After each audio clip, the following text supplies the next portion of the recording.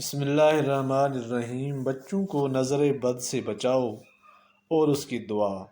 عبداللہ ابن عباس رضی اللہ تعالیٰ عنہ سے روایت ہے کہ رسول اللہ صلی اللہ علیہ وسلم حسن اور حسین رضی اللہ عنہما پر دم فرماتے اور کہتے: اعوذ بکلمات اللہ التامۃ من کل شیطان وہامۃ ومن کل عین لامہ۔ میں اللہ کے کامل کلمات کی پناہ میں آتا ہوں ہر شیطان، ہر موذی چیز اور ہر نظر بد سے۔ نظر بد سے محفوظ رہنے کا وظیفہ ماشاء اللہ لا قوت الا باللہ۔